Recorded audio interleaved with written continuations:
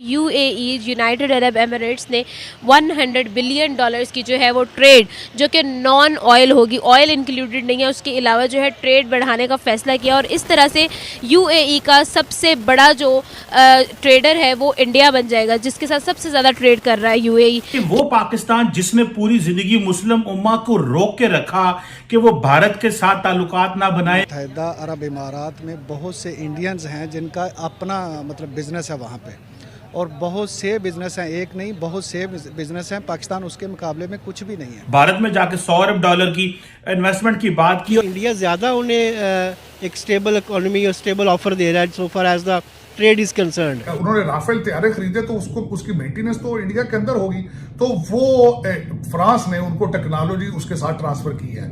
अफसोस के साथ ये मैं कहूंगा कि जब F-16 खरीदे गए थे तो साथ टेक्नोलॉजी ट्रांसफर को निगलेक्ट किया गया था, जिसकी वजह से हमारे अक्सर F-16 जो है वो ग्राउंड रहते हैं। पछता रहे हैं और भी पछताएंगे, इसलिए उधर बैठ के क्या कर रहा है। भारत की जो ताल्लुकात हैं ये पाकिस्तान पे को असरअंदाज हो सकते हैं। बिल्कुल असरअंदाज, बल्कि हो रहे हैं असरअंदाज। हम आगे बढ़ना चाहते हैं मगर ये ऑल कंट्रीज जो ना वो हमें आगे आने नहीं देना चाहते। उनका एक ही मकसद है कि जी मुसलमानों को दबा दो।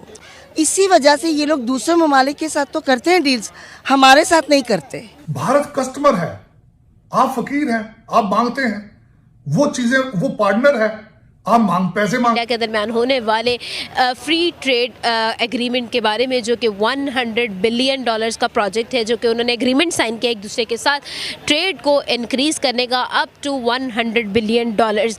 ऑलरेडी हम ये भी जानते हैं कि इंडिया ने साउथ एशियन कंट्रीज़ के साथ अपनी टाइज़ को बहुत ज़्यादा स्ट्रॉन्ग कर लिया है। उसके साथ साथ इंडिया के रिलेशनशिप्स भी, इंटरनेशनल रिलेशनशिप्स भी बहुत ज़्यादा स्ट्रॉन्ग होते जा रहे हैं। पाकिस्तान को इस अपनी फॉरेन पॉलिसी के अंदर क्या चेंजेस करने चाहिए? दुबई में मुत्तहिदा अरब इमारात में बहुत से इंडियंस हैं जिनका अपना मतलब बिजनेस है वहाँ पे, और बहुत से बिजनेस हैं, एक नहीं बहुत से बिजनेस हैं। पाकिस्तान उसके मुकाबले में कुछ भी नहीं है।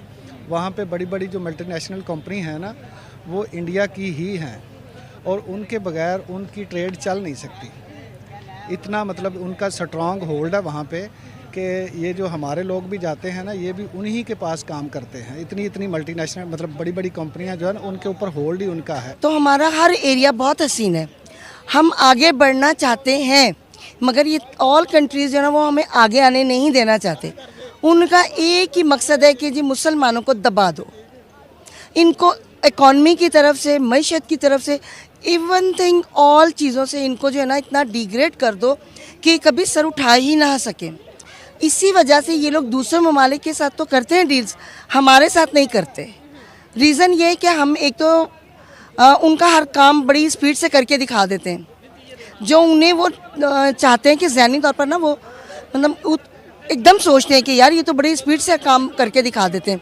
बाकी ममालिक नहीं चाहते कि हमारा नाम हो, हम आगे बढ़ें, या हमें किसी भी तरह किसी भी पॉइंट से हमें वो ऊपर आने ही नहीं देना चाहते। कि यूएई यूनाइटेड अरब एमिरेट्स ने 100 बिलियन डॉलर्स की जो है वो ट्रेड जो कि नॉन ऑयल होगी, ऑयल इंक्लूडेड नहीं है, उसके अलावा जो है ट्रेड बढ़ाने का फैसला किया और इस तरह से यूएई का सबसे बड़ा जो ट्रेडर है वो इंडिया बन जाएगा, जिसके साथ सबसे ज़्यादा ट्रेड कर रहा है यूएई। क्या लगता है, किस तरह का ओपिनियन रखते हैं आप इसके बारे में? जी देखिए, डेफिनेटली इंडियन मार्केट जो है ये इंटरनेशनली बीट कर रही है हर सेक्टर के अंदर, साउथ एशिया के अंदर बाकी तमाम कंट्रीज़ को, और उसके साथ ही पाकिस्तान उनका आपको पता है नेबर है, तो इसके साथ तो हमेशा से उनकी इस तरह से रही है कि उनको बीट करे। इस वक्त सऊदी अरब के जो लैंड फोर्सेस चीफ हैं उन्होंने इंडिया का पहली दफा विजिट किया है, तो आप इसको कैसे देखते हैं कि वो पाकिस्तान जिसने पूरी जिंदगी मुस्लिम उम्मा को रोक के रखा कि वो भारत के साथ ताल्लुकात ना बनाए और कश्मीर के ऊपर जो है वो खास किस्म की एक पोजीशन थी, ये जो विजिट है, जिस तरह आपको पता है जनरल नरवाने पिछले साल गए थे यूएई और सऊदी अरब का विजिट किया, और अभी सऊदीज का इंडिया आना, क्या आप समझते हैं कि सऊदी अरब और भारत के जो ताल्लुकात हैं ये पाकिस्तान पे को असरअंदाज हो सकते हैं और कश्मीर के मसले पे भी को असरअंदाज हो सकते हैं? बिल्कुल असरअंदाज, बल्कि हो रहे हैं असरअंदाज। उसकी वजह यह है कि मैं आपको यहाँ पे याद कराना चाहूंगा कि सऊदी अरेबिया और ओआईसी की जो पोजीशनिंग कश्मीर की थी, जब पाकिस्तान ने उस पर इजलास बुलाने की कोशिश की थी तो सऊदी अरेबिया ने बड़ा बुरा मनाया था। यहाँ पे मैं उस जो उनका ट्रिप है उसको इसके साथ भी कंपेयर करूंगा कि Saudi Arabia is going through major reforms, अपनी आइडियालॉजी, अपनी उनकी पूरी इंटरनेशनल इमेजिंग, जिस तरीके से अपना वो झंडा तब्दील कर रहे हैं, अपना तराना तब्दील कर रहे हैं। आज एक नई खबर आई है कि उन्होंने हिजाब की पाबंदी भी खत्म कर दी है। उसी तवातर के साथ वो दुनिया के साथ नए रिलेशनशिप बनाना चाहते हैं। यहाँ पे ये भी मैं ऐड करूंगा कि सऊदी अरेबिया डायरेक्ट ईरान से बातें भी कर रहा है, और उसकी वजूहात कुछ इस तरह की हैं कि जिस तरह आपने खुद फरमाया कि इस्लामिक कंट्रीज, एक तो वो इस्लामिक उम्मा वाला कॉन्सेप्ट जो है वो खत्म होता नजर आ रहा है। उसकी वजह यह है कि अब इस्लामिक ममालिक अपने मुआशी मफादात को मद्देनजर रखकर अपने रिलेशनशिप बना रहे हैं। भारत के साथ आपको मैं ये भी बताना चाहूंगा कि जब 370 कश्मीर का मसला था, जब पाकिस्तान एंगेज था पूरे तरीके से कश्मीर में, उस वक्त आपकी मिडल ईस्ट स्टेटें जो थी वो बुला के मोदी साहब को अपने हाईएस्ट अवार्ड देती रही। फिर उसके बाद दुबई ने जाके कश्मीर के अंदर हैवी इन्वेस्टमेंट के जो प्रोजेक्ट हैं वो शुरू कर दिए। तो इस वक्त पाकिस्तान उस चीज में अकेला तनहा होता जा रहा है। और दूसरा एक सबसे बड़ी बात जो गलत पाकिस्तान में तासर दिया जाता है कि पाकिस्तान को हमेशा कंपेयर किया जाता है भारत के साथ। ये बिल्कुल ज्यादती होगी। उसकी वजह यह है, भारत कस्टमर है, आप फकीर हैं, आप मांगते हैं वो चीजें, वो पार्टनर है, आप पैसे मांगते हैं। आपके रिलेशनशिप, आप किसी मुल्क के साथ रिलेशनशिप को रिलेशनशिप नहीं समझते जब तक वो डॉलर ना दे। नहीं, मैं फैक्ट कह रहा हूं। अगर अमेरिका आपके साथ रिलेशनशिप ठीक करना चाहता है तो आपकी तरफ से पहली चीज ये आएगी कि हमें डॉलर दें तो रिलेशनशिप ठीक हो जाएंगे।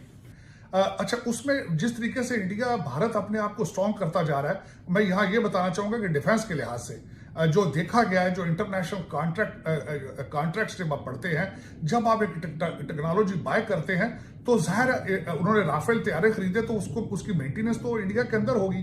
तो वो फ्रांस ने उनको टेक्नोलॉजी उसके साथ ट्रांसफर की है। अफसोस के साथ ये मैं कहूंगा कि जब F-16 खरीदे गए थे तो साथ टेक्नोलॉजी ट्रांसफर को निगलेक्ट किया गया था, जिसकी वजह से हमारे अक्सर F-16 जो है वो ग्राउंड रहते हैं, वो फ्लाई करने के काबिल नहीं होते क्योंकि पार्ट्स अमेरिका से जाते हैं।